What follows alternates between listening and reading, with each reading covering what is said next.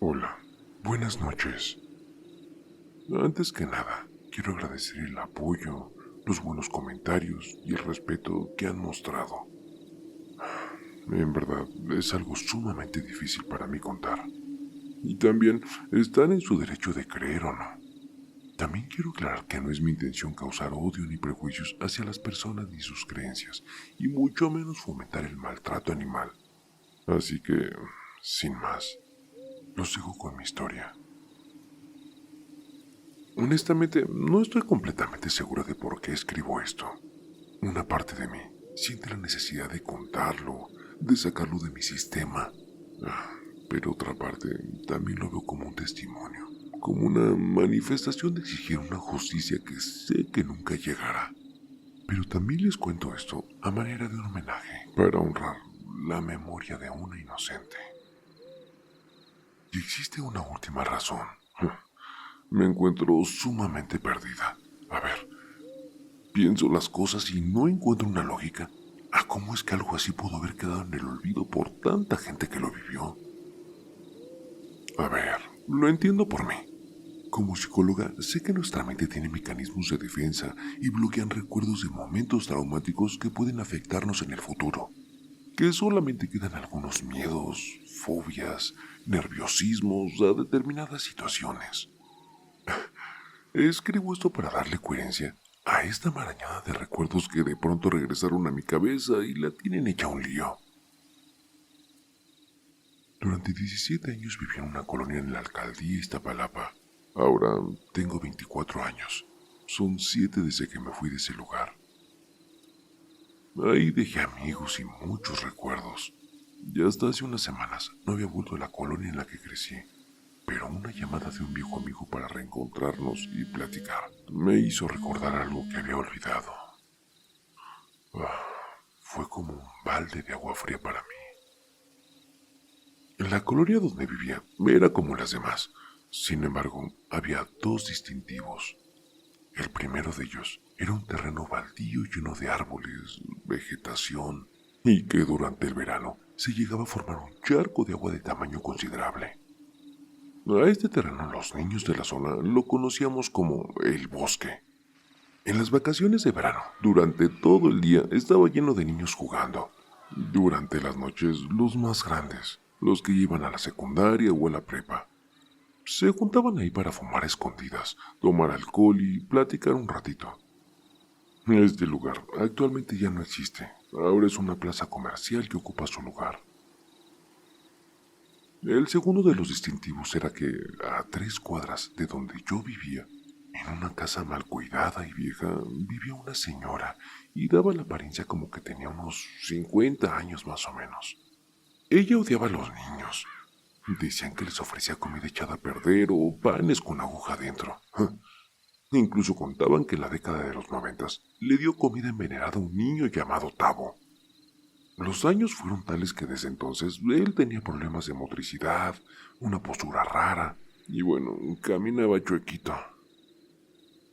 Yo pensaba que era chisme de los niños para explicar por qué Tavo, que para ese entonces ya estaba en unos 20, caminaba de una manera extraña.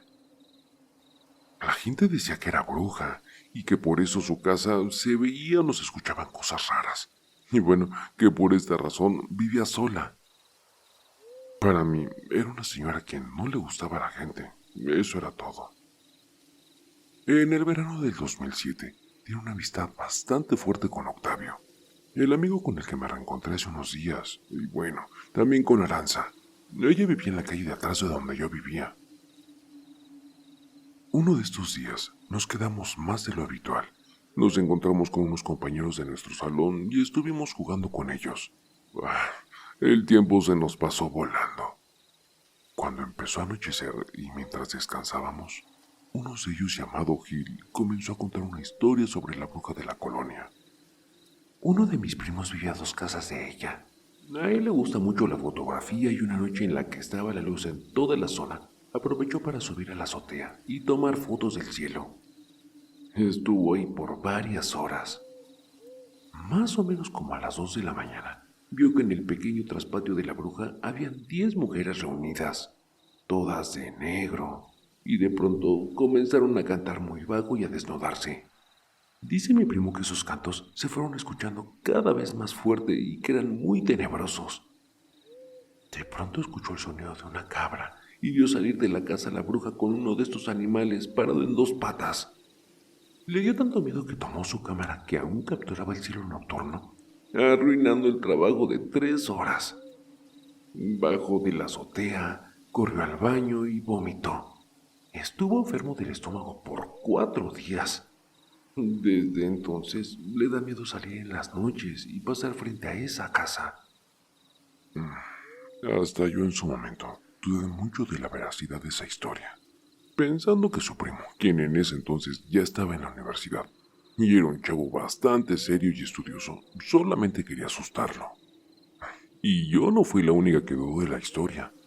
Alejandro, uno de los amigos de Gil, le dijo que eran mentiras. A ver, si no me creen, los reto a que vayamos y nos asomemos por encima de su barda. Dice mi primo que en su patio a veces está amarrada una cabra. Y así, un grupo de 10 niños fuimos caminando hacia aquella casa. Recuerdo que al inicio todos íbamos riéndonos, pero conforme nos acercamos, el buen ambiente desapareció. Yo empecé a tener un poco de nervios. Sentía débiles las piernas y el corazón bastante acelerado. Llegamos a la casa por fin. La verdad, era lo suficientemente baja para que de un salto nuestras manos alcanzaran el borde y ayudándonos con las piernas lograr subir lo suficiente para asomar la cabeza. Estaba muy oscuro. En el patio solo se alcanzaban a ver unos bultos inmóviles, que bueno, muchísimo después descubriría que eran 3 estatuas. Estábamos asomados, susurrando entre nosotros y alcanzábamos a ver algo, cuando de pronto se escuchó el balar de una cabra. Todos nos soltamos de la barda y en cuanto tocamos el suelo salimos corriendo. Ya iba casi a la mitad de la calle cuando se escuchó la risa de otro de los amigos de Alejandro. Gil le dijo que dejara de jugar, que nos podía meter en problemas. Entonces una risa de una mujer se escuchó desde la casa. Chamacos tontos, no jueguen con fuego porque se van a quemar. Y de nuevo aquella risa. Esta vez sí salimos corriendo todos por caminos diferentes. Cuando llegué a mi casa, toqué desesperadamente el timbre para que mi hermano saliera a abrirme. Enojado por la manera tan desesperada en la que toqué, me regañó y me preguntó que por qué estaba así de agitada. Le conté todo. ¿Es en serio? No te acerques a esa casa. Esa señora no está bien de la cabeza. Les puede hacer algo. Mi hermano es 10 años mayor que yo, y para ese entonces él ya había madurado muchísimo. Es muy culto, y desde esa época ya era ateo. De hecho, recuerdo que discutía mucho con mis papás sobre eso. No creía nada paranormal, le encontraba el lado racional a las cosas, y bueno, por esta razón, él era la persona en la que más confiaba y creía. Así que su visión de aquella señora me ayudó a tranquilizarme y pensar que de verdad las brujas no existían.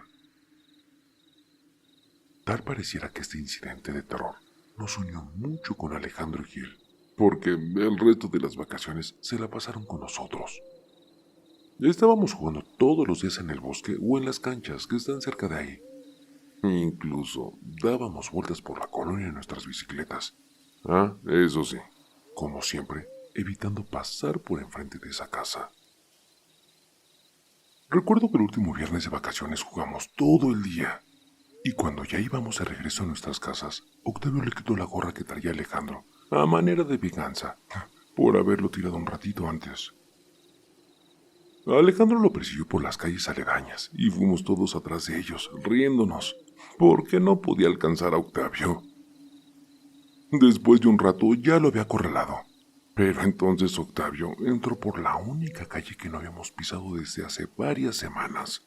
Sí, por la calle de la Bruja. Ya estaba oscuro y el alumbrado público comenzaba a encenderse. Alejandro ya casi lo alcanzaba, pero entonces las risas que habían llenado la calle se callaron. Todo todos nos quedamos parados. Octavio y Alejandro ni siquiera se habían dado cuenta de lo que estaba pasando. De la casa de la bruja que había quedado a sus espaldas, salieron dos perros grandes, ambos negros, uno gordo y el otro flaco. Mis primos seguían sin darse cuenta. De pronto los perros corrieron hacia ellos. Nosotros les gritamos que escaparan, pero ya era tarde. Octavio esquivó el perro flaco y Alejandro no reaccionó a tiempo. El perro gordo lo mordió en el suéter. Empezó a jalarlo hacia la casa de esa señora. El perro flaco le mordió la pierna y ayudó a arrastrarlo. Alejandro corrió gritando por ayuda. Nosotros corrimos hacia un árbol de granada que había en esa calle. Tomamos los frutos maduros o verdes, no importaba. Se los lanzamos a los perros. Era lo único que podíamos hacer. En verdad, nos daba mucho miedo acercarnos. Fueron pocos los golpes que atinamos y aún así no fueron suficientes para que soltaran a Alejandro. Lo que lo salvó fue un coche que iba entrando en la calle. Con el claxon espantó a los perros. El señor que iba conduciendo salió del auto rápido y de su cajuela sacó una herramienta con la que amagó a los perros. Y estos ya se llevaban a Alejandro, quien en cuanto se liberó corrió a esconderse detrás del señor. Nos acercamos rápido con Alejandro. Los perros rascaron el zaguán de la casa de la bruja. La puerta se abrió y cerró apenas entraron. Le voy a hablar a la patrulla. No puede ser que dejen sueltos a unos perros tan bravos, gritó el señor hacia la casa. Nadie contestó. Octavio regresó con la hermana mayor de Alejandro. Mientras le daban las gracias al señor por ayudarnos, Alejandro se revisaba de que no tuviera heridas. El señor del coche se fue y la hermana de Alejandro nos regañaba por no fijarnos dónde jugábamos y sobre todo por seguir en la calle tan noche. Ya nos estábamos yendo de esa calle cuando se escuchó por primera vez ese sonido que nos causa miedo a todos los niños de la colonia. Un sonido que en cuanto se escuchaba por las tardes hacía que todos se metieran a sus casas. De aquella casa se escuchó el característico sonido que hacen los guajolotes. Era como si se burlara de nosotros, no lo sé. A ver, podrían pensar que aquel sonido solamente significaba que la señora tenía un guajolote. Pero había cosas extrañas que aún hoy cuando recuerdo eso, me doy cuenta de que no era algo normal. Aquel sonido se escuchaba a varias calles de distancia y con una claridad sobrenatural. Era algo espantoso en verdad. A partir de esa fecha, comenzó a escucharse todas las noches. Al lunes siguiente, ya en la escuela, Alejandro y Gil comenzaron a juntarse todo el día con Octavio, Aranza y conmigo. Además de esto, una niña llegó al grupo, Jennifer. Ella venía de Veracruz, la tierra de mi abuela. Muchos en cuanto le escucharon hablar le hicieron burla, pero para mí era un acento familiar y me recordaba mucho a mi abuelita que amo mucho y en ese entonces solo la veía una vez al año. De inmediato me acerqué a ella y la integré a nuestro grupo de amigos. En pocos días, como pasa a esa edad, la convivencia dio paso a la amistad. A ella no la dejaban salir mucho, incluso, aunque vivía en la misma calle de la escuela, la iban a dejar y la recogían. No la dejaban salir nunca a la calle como a nosotros, mucho menos entre semana. Pero los sábados su mamá nos recibía en su casa todos con muchísimo gusto. Pasábamos casi todo el día ahí, antes de que anocheciera y se escuchara el guajolote cantar. Un día en la escuela nos preguntó por ese guajolote. Había notado que se escuchaba como si alguien en su misma calle fuera el dueño del animal, pero que nunca lo había escuchado en el día, y por eso era bastante raro que cantara solo por las noches. Fue entonces que le contamos toda la historia. Ahora entiendo por qué mi mamá puso cruces de romero en todas las ventanas unos días antes de que llegáramos. Un día en el mercado vimos a una señora a quien la gente no se le acercaban. Ella se me quedó viendo bastante feo. Oí a mi mamá hablar por teléfono con una tía y decirle que había soñado que esa señora se metía en la casa y me robaba, además de que la gente decía cosas malas de ella. Esa misma tarde puso las cruces de romero En Veracruz hacía lo mismo cuando yo era más chica. Decía que era para ahuyentar a las brujas. Seguramente por eso no me deja salir. Mi mamá sí cree mucho en ese tipo de cosas. Durante los siguientes meses, lo único que sucedió fue que me hice muy amiga de Jennifer. Probablemente era el sentimiento de cercanía o nostalgia con mi abuela, lo que me hizo ser más allegada a ella. Pero entonces llegó octubre. Desde ese entonces y hasta la fecha, mi hermano mayor acostumbra desde el primer día del mes ver diariamente al menos una película de terror. Le encanta la época de Halloween y Día de Muertos. Recuerdo muy bien el primer sábado de octubre de ese año. Convencimos a los papás de Jennifer a dejarla ir a mi casa. Ese día mi hermano nos puso las 3 primeras películas de Pesadilla en la calle del infierno. A pesar del miedo, no le estábamos pasando muy bien. Y de pronto nos llegó el golpe de realidad. Se escuchó aquel guajolote. Ya había anochecido. Lo primero que pensamos fue en que todos se quedaron a dormir. Pero bueno, mi mamá nos dijo que no, que éramos muchos y que se iba a tener que desvelar para estar al pendiente de nosotros. No queríamos salir a la calle y mi hermano no entendía por qué. A ver, él ya estaba en el último año de prepa e iba en el turno de la tarde. No se enteraba de lo que pasaba en la colonia y bueno, aunque siempre le he tenido mucha confianza, nunca quise contarle lo que había vivido. Tenía miedo de que me tomara por tonta. Y cuando me había resignado a tener que regresar sola después de dejar a Jennifer, mi hermano bajó de su cuarto, poniéndose una sudadera y me dijo: A ver, vamos. Le dijimos a su mamá que íbamos a entregársela en la puerta de su casa, ¿no? Órale. Saber que mi hermano nos iba a acompañar hizo que me volviera el alma al cuerpo. Fuimos dejando a cada uno de mis amigos, y bueno, Jennifer fue la última porque era la que vivía más lejos. Durante el camino se escucharon varias veces al guajolote. Nos veíamos entre nosotros. Revisábamos hacia los extremos de la calle, esperando no ver a aquel animal o a los perros de aquella ocasión. ¿De dónde será ese guajolote? Desde que salimos se escucha, pero parece que lo tenemos a un lado, dijo mi hermano. Es la bruja, dijo Jennifer. ¿Bruja? ¿Cuál bruja? La señora de la calle que vive por aquí. No deberían de decirle así. Es una persona bastante desafortunada. Tiene problemas mentales que hacen ser así de grosera, por así decirlo. Y es aún peor cuando la gente comienza a hablar mal de ella. No deben de juzgar a la gente. Decidimos no hablar más.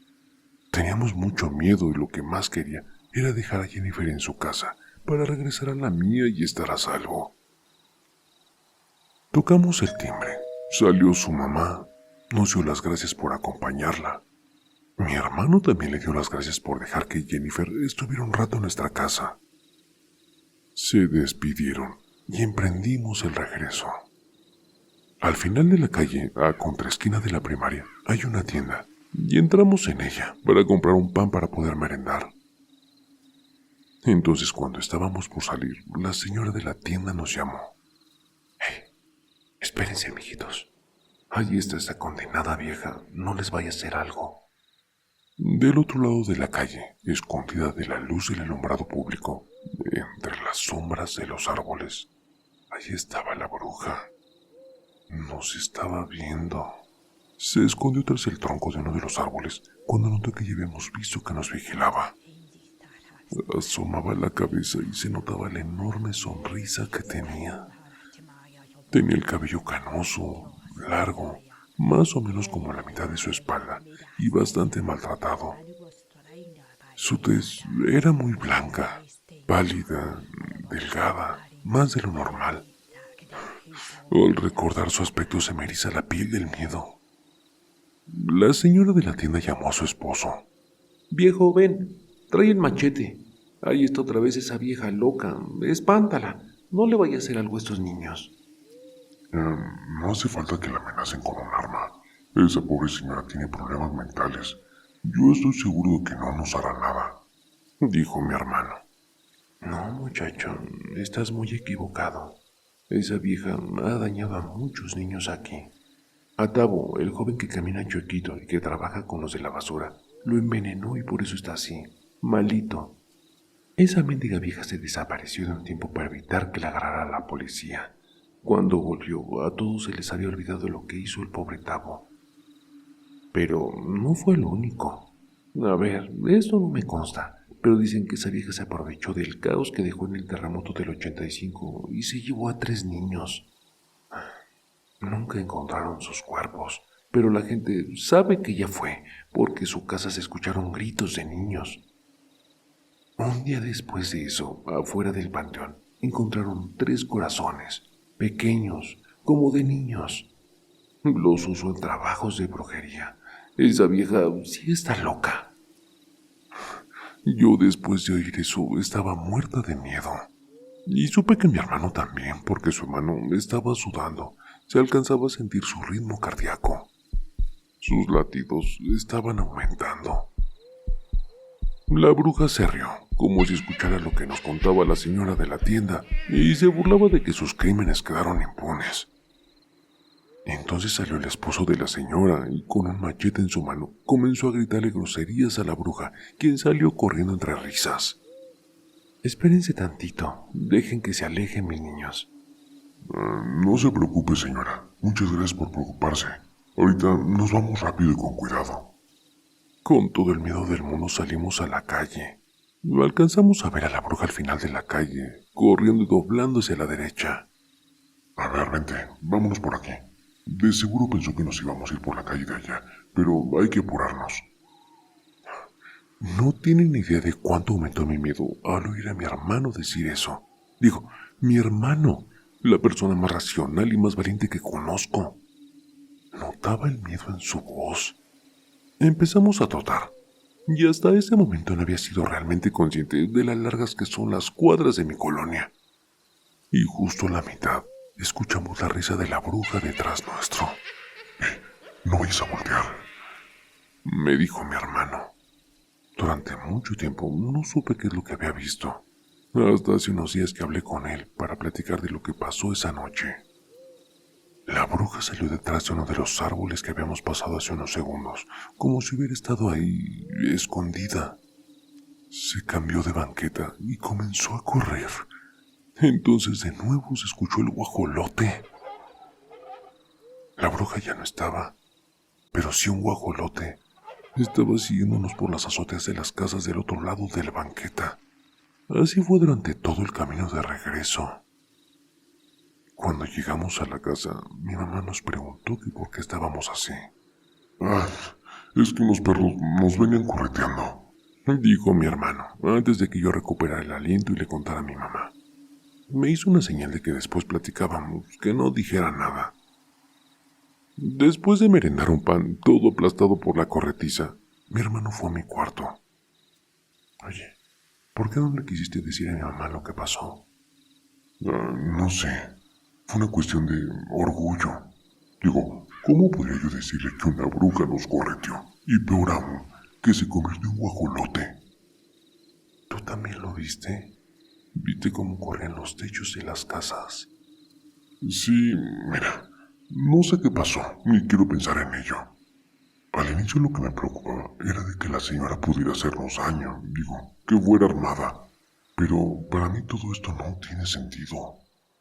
No sé qué pensar y prefiero olvidarlo mejor. La mente puede hacer cosas muy raras. Tengo que admitir que la historia de la señora de la tienda y escuchar la risa de aquella persona me espantaron mucho. Tampoco traigo mis lentes, estaba oscuro, pude haber visto mal. Lo mejor es que los dos olvidemos esto. Ahí terminó la conversación. Mi hermano salió de mi cuarto y nunca más volvió a mencionar eso. Bueno, hasta hace unos días cuando hablé con él para preguntarle sobre todo eso, ya que él recuerda mucho mejor lo que pasó. Incluso me contó que esa noche no durmió porque en su ventana veía la figura de un guajolote que le picaba el vidrio. Después de aquel encuentro, siempre que regresaba de la escuela como a las 10:30 u 11 de la noche, llegó a ver ese guajolote saltando por los techos de las casas. Es por este tipo de cosas que entiendo por qué mi mente decidió bloquear esos recuerdos. Pero al escuchar a la demás gente, que fue testigo, que hablaba de ello, y saber que no fue una alucinación mía, me llena de miedo profundo. Un miedo a lo desconocido, a lo que está fuera y no podemos entender. Me llena de incertidumbre saber que la gente va por el mundo haciendo cosas terribles y quedan impunes. Pero también me causa mucho conflicto saber que lo que yo me obligué a pensar eran cosas imposibles. Fantasías de la gente, que no dudaba que todo lo que pudiera hacer fuera comprobable y que son reales. De verdad, me siento perdida.